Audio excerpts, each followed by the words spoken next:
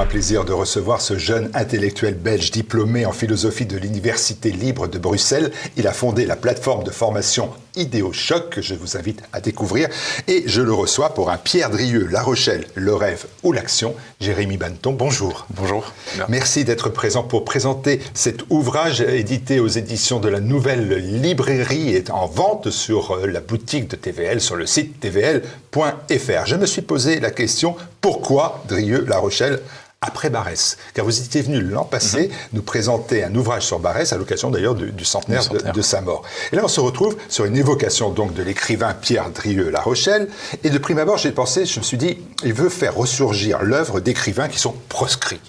Et puis après, à l'évidence, tout comme Barrès, je me suis dit, Drieux a choisi le camp de la jeunesse. C'est encore le vôtre, car elle est synonyme pour lui de création et d'originalité. Quelle est la réalité entre ces deux proposition que je vous fais? Bon, c'est vrai que j'ai un intérêt pour les écrivains un peu proscrits par intérêt historique et intérêt intellectuel parce qu'on ne les connaît pas. Drieux est un des plus grands auteurs, à mon avis, du début du XXe, donc forcément est à connaître, ne fût-ce que pour une culture générale ou pour l'histoire de la littérature, mais c'est évidemment et surtout pour ce côté professeur d'énergie, justement, qu'on retrouve chez Drieux. Drieux est passionné par la vie, il a été nietzschéen, convaincu dans sa jeunesse, dès 14 ans je crois, et toute son œuvre en fait irradie d'un certain goût pour cette énergie, pour une fascination pour le sport, pour les grandes épopées, les grandes aventures. Et malgré sa critique de la décadence, malgré aussi une certaine mélancolie qui est parfois présente dans son œuvre, on retrouve chez lui une exaltation qui, en tant que jeune, me plaît beaucoup et à laquelle je m'attache particulièrement et que j'ai envie de continuer à partager. Il naît en janvier 1893, il va mourir en mars 45, on verra dans quelles conditions, mais ce sera toujours, dites-vous, un éternel jeune homme. Oui. Parce qu'au fond, Drieux, plusieurs raisons. Drieux s'est toujours émerveillé pour différentes idées. Il a changé souvent d'avis, et ce qui prouve qu'il ne sait pas scléroser. Pour moi, c'est une des qualités principales de la jeunesse. On cherche sans cesse des réponses à des questions, et on les évoque profondément, qu'importe les risques, parfois de manière un peu inconsciente. Et on retrouve vraiment ça chez Drieux. En soi, quand on regarde son œuvre et sa vie, on pourrait faire plusieurs films sur chacun des chapitres de son existence. Il a été jeune homme à la guerre, en Première Guerre mondiale. Il a été ensuite avec les surréalistes, flirté avec les communistes, puis il est parti avec les radicaux et son ami Gaston Bergerie, puis il se convertit au fascisme, puis il devient très critique du fascisme à la fin de la guerre, puis il y retourne, puis il en ressort, puis il finit par dire des mots assez doux à Staline. Donc il y a quelque chose d'assez intéressant dans cette profondeur de vie qui explore plein de dimensions et qui respire en fait de la jeunesse. Et c'est difficile pour le biographe et en moins d'une centaine de pages de définir Drieux, parce qu'il est vraiment très difficile de le définir. Alors dès la première page, d'ailleurs, vous avez cette image, Drieux a été, comme son siècle, tumultueux, débordant et excessif. Et moi, j'ai trouvé que la définition, elle était parfaite, comme son siècle. Il est totalement de son siècle. En fait. Totalement. Donc, c'est pour ça, en fait, il y a quelque chose de particulier dans l'œuvre de Drieux. À chaque fois qu'on la lit, qu'on l'aborde, il y a un mélange de fiction, d'autobiographie et de prophétisme aussi, de prophétie, parce qu'on retrouve chez lui des éléments assez prophétiques. Et en même temps, il y a toujours sa personnalité qui s'y mélange. Il m'a beaucoup fait penser à Nietzsche, en fait, à cette phrase où Nietzsche dit « écris avec ton sang ». Et Drieux lui-même a écrit avec son sang, il était à l'image de son siècle et en fait il s'en est fait l'écho. On a senti son époque qui s'est répercutée dans son œuvre, d'où le fait qu'il ait changé d'avis constamment et qu'on ne peut jamais mettre Drieux dans une case. Comme le XXe siècle, on ne peut jamais le mettre dans une case. Il y a eu tout un tas de mouvements qui l'ont essaimé, que ce soit la révolution communiste, la révolution fasciste, l'entre-deux-guerres avec les années folles, et Drieux on a vraiment été l'écho interne. Lui-même a été décadent comme son époque, avec la dérégulation des mœurs sexuelles de l'entre-deux-guerres. Lui-même a été enthousiasmé par les mouvements totalitaires, communistes ou fascistes donc, et lui-même a cherché surtout, je crois, et c'est peut-être le plus important dans son œuvre, même si on n'en a pas l'impression au premier abord, cette clé de la création, cette clé de la renaissance artistique et culturelle qu'il appelait de ses voeux, et qu'on sent partout dans ses essais. C'est cette recherche de la vitalité, comme nous disions au début. On va dire que c'est un éternel jeune homme à 21 ans. Quand il a 21 ans, qu'il est un jeune homme, eh bien, il est aussi un héros parce que éclate bien évidemment la Première Guerre mondiale. Il va être mobilisé dès le début de la guerre. Il va être d'ailleurs blessé à 3 reprises lors des combats. Il s'inspirera de son expérience pour écrire un très beau recueil qui est la comédie de Charles Leroy. Pour votre part, vous insistez sur le fait que la guerre, ça va être la matrice de son œuvre. C'est-à-dire quelque chose qui le marquera suffisamment pour qu'on retrouve cette notion-là à travers toute son œuvre. Tout à fait. Alors, il y a plusieurs choses qui viennent de la guerre. Bon, il y a son goût des chefs, évidemment, qui est important, et son goût de cet esprit un peu autoritaire et totalitaire qu'il retrouve, d'ailleurs, après, plus tard, chez les surréalistes, avec Breton, ou chez Doriot, etc., etc. Et il y a surtout, et c'est peut-être le plus important, cette ambivalence qu'il crie dans ses poèmes Interrogations et Fonds de cantine sur la paix, l'importance de la paix, parce qu'il voit que la guerre moderne est quand même quelque chose de terrible, mais en même temps cette importance des vertus viriles qu'il retrouve dans la dimension du sport. Et c'est surtout cette matrice qu'il essaie de recréer entre vie spirituelle et vie culturelle. Il y a des mots assez durs sur le rationalisme occidental et le fait que l'Europe a fait divorcer le corps et l'esprit. Et je crois que la guerre lui fait vraiment comprendre qu'en fait, il faut mettre les deux ensemble, avec cette grande question qu'il jette et qu'il jette dans toute son œuvre, c'est comment faire en sorte que la paix soit elle aussi un défi jeté à l'homme et pas simplement un écrasement qu'on pourrait avoir sur soi en se disant bon, on a gagné, c'est tant mieux, etc. Non, comment est-ce qu'on va faire pour maintenir un certain niveau d'exigence et d'élégance vis-à-vis de soi-même. Et donc il y a vraiment cette question de l'insatisfait, parce que Drieux est un profond insatisfait, qui découvre une forme d'absolu politique, d'absolu de la vie, et qui, grâce à la guerre, essaiera sans cesse dans son œuvre de la remettre au goût du jour. Et du chaos de la guerre va renaître dans l'esprit de Drieux le retour à une métaphysique saine de la vie, oui, orientée, vous l'avez dit, vers l'action du corps, de l'esprit aussi, et qui va permettre à la France, de son point de vue, de sortir de la décadence. Oui. Est-ce qu'il aura toujours guetté avec anxiété les signes du renouveau français et de l'Europe ? De l'Europe, conjurant son obsession de la décadence. Ça, c'est quand même ce qu'il écrit. On le voit par exemple dans un ouvrage comme Mesure de la France. Tout à fait. Alors, il y a cette interrogation donc fondamentale sur le rationalisme. En fait, c'est une critique très forte que Drieux tire de Nietzsche et qu'il appuie en disant qu'il faut vraiment quitter cette dualité de corps et de l'âme, qu'il faut revenir à une vie spirituelle. Alors, la vie spirituelle, c'est la vie totale, donc c'est la vie du corps et de l'esprit. Donc, dans ce côté très esthétique que Drieux a, où il est en recherche en fait de la beauté. Et la beauté, c'est l'harmonie des facultés de l'homme, de sa tête, son intelligence, mais aussi de son corps. Il y a quelque chose de très grec d'ailleurs à ce niveau-là, on pourrait en discuter. Et il a ce goût, dans Mesure de la France, donc de dénoncer la modernité et ses excès du rationalisme, notamment les Lumières, le XVIIIe siècle, etc., comme étant profondément négatifs et destructeurs pour l'homme. Ça a rompu la première loi de la vie qui est la loi de l'incarnation. Donc du coup, on a perdu la démographie, il n'y a plus de natalité, la France s'effondre sur elle-même. C'est un des premiers grands constats du déclin et de la décadence.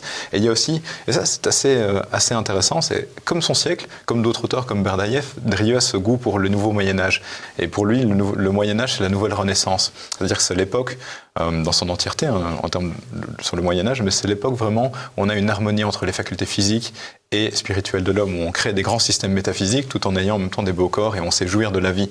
Et il a vraiment cette recherche de la profondeur de l'existence. Et c'est en ça d'ailleurs qu'il est profondément nietzschéen et il va voir dans Nietzsche le prophète du XXe siècle.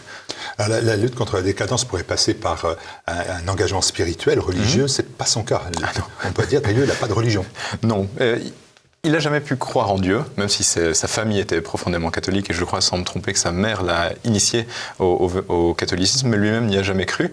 Et sur le plan de la décadence, il est très paradoxal, parce qu'en fait, il s'identifie à la décadence de son pays, puisqu'il est lui-même profondément décadent. Alors, il y a ces histoires avec les femmes, ses épouses, puis ses maîtresses, puis les prostituées, 3 catégories, où il n'est pas très gentleman, où il a un certain goût presque boulimique pour la chair. Il vit quelquefois au crochet de ses maîtresses. Tout à fait, avec ce côté jeune homme entretenu qui se pense impuissant alors que lui-même ne cesse d'exalter la vie. Enfin, c'est un rapport assez particulier. Et lui, il verra ça un homme couvert de femmes, il l'écrira d'ailleurs. Tout à fait, oui, avec différents types féminins, une recherche de la femme absolue, puis un goût pour la chair et la prostitution, c'est assez particulier. Prostitution dont il dit que ça permet de ne pas avoir de lien, de lien d'amitié ou de sentiments à l'égard des prostituées, donc ça lui convient parfaitement. Tout à fait. C'est encore très surprenant avec ses épouses, dont il sera très loyal, y compris, on le verra dans d'autres moments du siècle qui va traverser, du demi-siècle qui va traverser, où il va se montrer très fidèle finalement, alors qu'il prêche le fait d'être un infidèle tout à fait. Avéré. Fidèle et goujat à la fois. Sa première femme, Colette Jéramec, qui est juive, qui va avoir de gros problèmes à la Seconde Guerre mondiale, il la sauvera en bravant les dangers que ça impose, évidemment. Et il restera d'ailleurs en contact avec elle pendant des années, puisqu'il y a une très belle correspondance d'ailleurs entre les deux. Et il noue des liens d'amitié avec ses épouses et ses femmes, alors qu'il est très goujat, justement. Et ça montre en fait qu'il sait être décadent, mais qu'il sait aussi ce qu'est la bonne et la grande vie au sens plein du terme. Et Drieux, à ce rapport-là, on a l'impression qu'il a été presque brûlé par la vie. par la vie moderne, il sait ses dangers, il sait ce que ça veut dire qu'être décadent, et en même temps, il sait regarder toujours vers au-delà. Il y a un horizon devant lui qu'il ne cherche de... Il est angoissé par le destin de la France, et aussi quand même angoissé par son propre destin. Oui. Ça reste un dandy, et c'est quelqu'un qui traverse la littérature, mais qui traverse aussi le monde de la littérature, parce qu'il en a des responsabilités, et il est même décisionnaire sur d'autres écrivains qu'il fréquente. Malraux va dire, par exemple, que c'est un des êtres les plus nobles qu'il a rencontrés. Oui, tout à fait. Il est très ami avec Malraux. Sur le monde littéraire dans lequel il avance, il y a d'abord l'épisode surréaliste et sa grande amitié avec Aragon, qui est essentiel, je crois, pour comprendre la jeunesse de son œuvre. Récemment, d'ailleurs, ont été republiées les 3 lettres aux surréalistes que Drieux a écrit et qui signent son divorce, qui sont vraiment passionnantes à lire.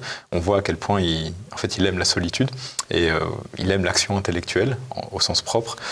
Et c'est pour ça d'ailleurs qu'il rejette les communistes, parce qu'il voit les surréalistes qui plongent vers le communisme. Puis il fréquente tout le gratin qui tourne autour de ces mouvements-là, auxquels il est introduit d'ailleurs par sa première femme, Colette Géramec. Et il y a évidemment son engagement à la NRF plus tard, chez Gallimard, qui fera de lui ce qu'il est, donc un grand auteur en vue. Et puis sa prise de responsabilité au début de la Seconde Guerre mondiale, dans les années 40, lorsqu'il prend vraiment en main cette revue, avec cette particularité, c'est qu'on l'a dit collaborationniste, mais lui-même dans son œuvre et dans son journal se dit qu'en fait la reprise de la NRF pendant l'occupation, c'est le meilleur moyen de maintenir la présence française en Europe, avec son rêve un peu de balancement. On pourrait d'ailleurs parler de l'Europe. Il est profondément amoureux de la France, et donc il veut que la France demeure, mais il veut qu'elle demeure à la hauteur de son époque, et donc dans un monde qui est plein de bouleversements, de totalitarisme, et donc il veut voir la France se réformer de l'intérieur, en fait, par ses propres forces. Il y a un auteur qui a affirmé que Drieux était, je cite, un poète égaré sous la pression des événements, et ses rêves politiques se sont évanouis en 1939. Alors, pour expliquer son adhésion aux idées fascistes, vous dites, je vous cite, il est un entre-deux.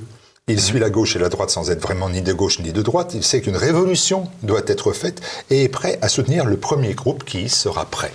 Est-ce que c'est suffisant pour expliquer un engagement qui est un engagement qui, bien évidemment, est un engagement qui compte et qui va l'amener à être proscrit pendant plusieurs décennies? Oui, jusqu'à il y a très récemment d'ailleurs. Mais les engagements de Drieux sont des engagements particuliers, paradoxaux et plein de brisures. Il a été engagé d'abord du côté de la Société des Nations avec son ami Gaston Bergerie, où il a vraiment défendu cette idée de l'Europe contre les patries, des États-Unis d'Europe. Et en fait, il la défendait avec quelque part, avec les mêmes arguments qui l'amèneront au fascisme, c'est-à-dire avec cette envie de renouvellement de l'Europe de l'intérieur, cette envie d'alliance entre l'esprit et l'âme, cette envie de lutter contre le capitalisme et le communisme, et cette envie aussi de dépasser les nationalismes, parce que pour lui, le nationalisme est une idée qui arrive à son essoufflement. Et en fait, quelque part, c'était communisme ou fascisme pour Drieux, mais ça devait être un mouvement totalitaire qui refondait la société. Et alors, ce n'est pas pour ça qu'il y a une fascination du fascisme en tant que tel. D'ailleurs, je crois que c'est quelque chose au fond assez esthétique, cette posture qu'il adopte. Ses amis lui-même ne comprendront pas pourquoi en 1934 ou en 1935 il se convertit publiquement au fascisme. Et ça reste une énigme, mais qu'on comprend en la remplaçant justement dans l'axe de son œuvre. Et cet axe qui est celle en fait, de la recherche de la qualité, du renouveau. Et il voit une possibilité de renouveau dans les mouvements fascistes. Et il se dit, en fait, peut-être que là, il y aura un chef qui fera quelque chose de l'Europe. Vous voulez dire que c'est plus un attachement à l'esthétique qu'à l'idéologie elle-même? Ah oui, tout à fait. C'est pas du tout un partisan. D'ailleurs, il aura des mots très durs sur... quand il écrira dans la presse d'occupation, je crois qu'il aura des mots très très durs sur la manière dont les Allemands gèrent la guerre et la manière dont ils font la guerre. Et en fait, on voit que Drieux s'est laissé aveugler, comme d'ailleurs beaucoup d'écrivains français qui ont pris parti pour le fascisme, ils se sont laissés aveugler par l'idée d'Europe. Ils ont cru que les Allemands allaient faire une grande Europe, quelque chose pour contrebalancer le poids des États-Unis, de la Russie et de la Chine, pour reprendre ce qu'il dit dans Mesure de la France. Et en fait, il va découvrir un peu penaud que les Allemands sont restés très nationalistes, ont vraiment volonté de coloniser et d'envahir. Et en l'occurrence, ce sera sa grande déception, et il aura de cesse dans son journal que de critiquer cet attachement. Mais en même temps, c'est Drieux, donc il reste plein de paradoxes et de doutes. Donc il s'est engagé par souci et par volonté de voir quelque chose se passer presque, parce qu'il n'en pouvait plus d'attendre, pour reprendre le titre d'un des recueils d'articles, mais pas vraiment par choix idéologique, pas vraiment parce qu'il embrasse le corpus du fascisme. Loin de là, il est toujours resté anticonformiste. Et je crois que c'est pour ça qu'il est un éternel jeune homme. En fait, il s'est posé beaucoup de questions, il a eu beaucoup de doutes par rapport au fascisme, mais il a vu un chef, il s'est dit, un chef parmi d'autres, celui-là a l'air un peu plus énergique, pourquoi pas. À la fin de la guerre, quand Hitler le déçoit, il se retourne vers un autre chef et il regarde Staline en se disant en fait, peut-être que c'est lui qui fera l'Europe pour finir, mais quoi qu'il arrive, c'est sa grande... Quelle est sa relation avec les écrivains patriotes nationalistes? Alors Barrès jusqu'en 1923, mais Drieux est à moins de 30 ans, bien évidemment Maurras et beaucoup d'autres. Quelle est la relation? Une relation facile? Pas facile, pas facile du tout. Avec Barrès, il a une relation particulière parce qu'il admire quand il est jeune et puis il appelle à un moment à brûler un homme libre, alors que c'est l'œuvre qu'il préfère de Barrès. Il est très critique du nationalisme. C'est son fameux recueil L'Europe contre les patries, qu'il écrit en 1931. Avec Maurras, c'est un rapport d'amour-haine, plus ou moins, en tout cas attaché-détaché. Donc il est intéressé par ce qui se passe à l'Action française, de nouveau parce qu'il voit un chef qui prend en main un mouvement, et en même temps il est tiraillé par la veine surréaliste, c'est plus ou moins la même époque, où il est aussi attaché à la figure d'André Breton, parce qu'il voit un chef qui prend en main un groupe. Et en fait, on voit vraiment que ce qui intéresse Drieux, c'est ce côté, il faut un chef qui fasse quelque chose d'un groupe pour faire en sorte qu'il y ait une vie intellectuelle, une vie culturelle française qui recommence un nouveau Moyen-Âge, pour reprendre ce qu'il dit dans Note pour comprendre le siècle. Et par la suite, avec les écrivains, même les écrivains fascistes, il est assez dédaigneux au fond. Je n'ai pas l'impression, ou j'ai pas souvenir en tout cas, qu'ils disent du bien de Brasillac dans son journal. J'ai pas souvenir qu'ils disent du bien de Céline. Je crois qu'il en dit de Monterland, parce que Monterland est un peu comme lui en fait. C'est-à-dire il a ce goût pour le sport, pour la grande vie. Et on comprend vraiment que son rapport aux auteurs, c'est un rapport très stendhalien, c'est un rapport très complexe. Et Drieux s'est vraiment installé au milieu de ce siècle et il en a été prêt en fait à assumer toute la mauvaise conscience et tous les débordements excessifs. Son idée quand même, c'est de détruire la démocratie parce qu'elle considère que ça empêche de retour à l'autorité.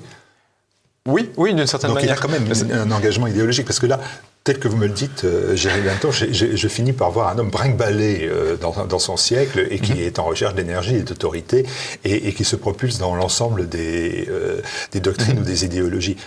Non, il sait ce qu'il veut quand même. Oui, il y a ce goût pour l'autorité. Pour un renouveau, et cette destruction, il la définit parfaitement. Oui, tout à fait. Il y a ce goût pour l'autorité et pour le nouveau Moyen-Âge. Donc la destruction sera faite au nom de valeurs spirituelles qu'il retrouve dans un Moyen-Âge. Alors je crois qu'il le dit à la fin de Gilles, ça, qui renouera avec ce catholicisme et ce christianisme viril de nos ancêtres. Et en effet, il y a un goût de l'autorité qui lui vient de la guerre et qui lui vient des chefs, parce qu'à ses yeux, seuls eux arriveront à redéfinir la société et la manipuleront suffisamment pour pouvoir la renouveler. Alors, il reste dans les esprits de quelques-uns un Drieux collaborationniste qui s'est rendu dans l'Allemagne nazie avec d'autres intellectuels, d'avoir était en intelligence avec l'ennemi. Il répondra d'ailleurs, c'était son intelligence donnée au service de l'ennemi, un antisémite aussi. Et c'est pourtant le même qui fera donc, vous l'avez dit, libérer sa femme juive des griffes des nazis et avec une certaine forme de courage, qui fera aussi libérer d'ailleurs ses amis, Malraux entre autres, et puis il finira par écrire « Hitler est un con ». Oui. Hitler est vivant à ce moment-là, je précise, plus facile que de l'écrire en 2025. Pourquoi a-t-il collaboré ? Je crois qu'il a collaboré parce que... Par naïveté ? Peut-être un peu, parce qu'il a cru justement que le fascisme et le fascisme allemand allaient réaliser son rêve d'une grande Europe, des États-Unis d'Europe, et il s'est trompé. Ce qu'il a vu et... je crois ce qui l'a séduit, c'est le côté esthétique aussi.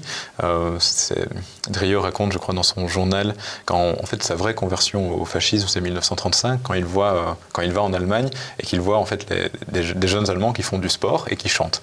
Et c'est assez intéressant de voir qu'il se convertit pour ça, parce que je crois qu'il aurait pu le trouver ailleurs. Je crois qu'il aurait pu retrouver ça aussi dans une forme de communisme. Il collabore aussi pour une autre raison, et qui est assez intéressante, c'est que Drieux aime profondément la France, il l'a toujours dit, c'est sa patrie, et c'est la patrie qu'il veut défendre, il veut défendre l'identité française et la culture française, presque contre elle-même. Et en l'occurrence, il espère que les Allemands vont permettre à la France de devenir elle aussi une patrie autoritaire, une patrie qui s'est ressourcée. Et à ce titre, il se trompe parce qu'il n'a pas vu que le fascisme allemand était resté empreint de nationalisme, alors que lui a cru qu'ils aideront à monter un parti fasciste français, c'était son espoir, et que ce parti-là permettrait ensuite de presque tutoyer l'Allemagne, d'une certaine manière, que l'Europe se reconstruise autour de ce couple, où de deux coqs à se regarder face à face, parce qu'ils ont la même force, la même énergie. L'histoire lui a donné tort. C'est probablement ce qui l'a amené à ces grandes déceptions qui l'amèneront à son suicide. Mais voilà, on ne voit pas du tout un Drieu, du moins de mon point de vue, on ne voit pas du tout un Drieu qui collabore par amour de l'idéologie nazie ou de l'idéologie fasciste. On voit un Drieu qui collabore parce qu'il aime la France. Il veut maintenir une présence intellectuelle et culturelle française en reprenant la NRF, la revue de Gallimard, et par rêve un peu naïf de voir une grande Europe se former. Le suicide, il dira que c'est un ressort qui se rouille. Cette image-là est importante parce qu'il va tenter plusieurs fois de se suicider. Il va y arriver en mars 1945. Ce dandy suicidaire, on le retrouve dans un ouvrage, Le Feu follet, Drieu avait une relation très complexe avec le suicide aussi. Est-ce qu'on peut parler, pour son cas, d'un sentiment d'inadaptation au monde moderne, finalement, qui pousse à ça, simplement de la dépression. On est en mars 1945, des échecs relationnels, il en a eu, la crainte d'être pris et jugé à la libération, cela compte aussi. Le suicide issu et à plusieurs issues dans l'esprit de Drieu. Quel est celui qu'on doit conserver le plus ? Pas facile, non, question compliquée qui demanderait de vraiment extrapoler sur son œuvre parce que le suicide est partout présent depuis les débuts jusqu'à la fin. Déjà quand il était à l'armée à la Première Guerre mondiale, puis ensuite avec Le Feu follet qui est magnifique, dans son récit secret il s'en confie, ça l'a toujours tenté. On sent en fait dedans aussi l'écho du mal-être de son temps, le fait qu'il se sait à mon avis profondément décadent et tout en ayant cette aspiration à vivre plus. Et je crois que la clé de tout ça, c'est son insatisfaction profonde vis-à-vis de lui-même et certainement donc ses échecs. Et aussi, très probablement, le fait qu'à la fin de la guerre, il est fatigué, il est malade et il n'a certainement pas envie de devoir affronter ce qu'il sait ce qu'il envisage déjà en termes de manipulation ou de mensonges. Il a envie de conserver son image de jeune homme, à mon avis, en bonne santé. Et puis la peur d'être jugé et d'être fusillé, ou ce qui était le cas un mois avant de Brasillac. Oui, tout à fait. Il ne l'ignore pas, donc c'est aussi traqué et caché qu'il prend cette décision. Tout à fait, oui. La peur aussi, cette peur, c'est quelque chose... C'est important parce qu'à terme de décadence, on s'aperçoit que c'est quelqu'un qui prône l'autorité, les énergies, la force, etc. Et qui, à ce moment-là... C'est aussi se montrer profondément humain, parce qu'il, comme vous dites, il a peur et il y a une faiblesse qui apparaît à ce moment-là. Et je crois qu'il n'est vraiment pas facile à expliquer de ce point de vue. Comme vous dites, il y a ces déboires amoureux, ces doutes politiques, ces échecs et cette peur d'être jugé, parce que lui-même sait ce qu'il est en cours, en ayant collaboré, il sait que l'histoire va le juger. Et il a été prêt à l'endurer, en partie. Qu'est-ce qu'il nous reste 2 minutes? Si on a été spectateurs connaissent mal Drieu-La Rochelle, le connaissent grâce à vous, Jérémy Banneton, bien sûr. Quels sont les livres qu'on peut proposer? On dit assez facilement, le livre, c'est Gilles. Ce Gilles qui est inspiré du tableau de Watteau, oui, tout à fait. qui est au Louvre et qui vient d'être restauré. Donc autant faire de la publicité pour ce travail remarquable qui a été fait autour de ce tableau que je vous invite à découvrir pour comprendre ce Gilles de Drieu-La Rochelle. Est-ce que c'est celui-là que vous diriez? C'est une œuvre capitale parce qu'elle récapitule toute son œuvre comme il disait lui-même. Et après, je crois que pour creuser aussi Drieu et pour voir comment il est et comment il pense, il faut passer par ses recueils de poèmes qui sont quand même très beaux, qui sont vraiment magnifiques. Donc Interrogation et Fond de cantine. Son essai qui est le plus actuel, comme disait... j'ai oublié le nom, mais non, c'est Notes pour comprendre le siècle, qu'il publie en 1942, qui est plein d'actualité comme Mesure de la France, en 1922, qui à 100 ans d'intervalle nous parlera, je crois, amplement. Et en termes de romans, moi, J'allais dire, les romans, oui. Les romans, ils ont été... Ils sont tous édités. Oui. Un homme couvert de femmes, une femme à sa fenêtre, etc. Maurice Renet, bien évidemment, dans ces rôles-là importants. Je crois qu'en termes de romans, mon préféré et celui qui m'a toujours plu chez Drieu, c'était Dirk Rasp.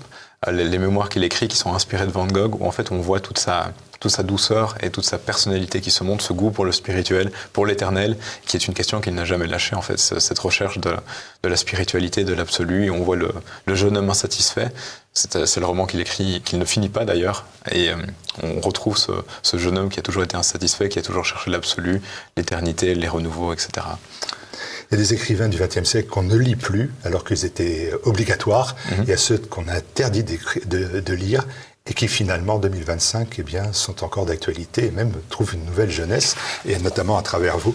Je vous invite à découvrir ce Pierre Drieu La Rochelle. C'est en vente sur la boutique TVL, sur tvl.fr, Le rêve ou l'action. Pierre Drieu La Rochelle. Merci, Jérémy Vanneton. Merci beaucoup.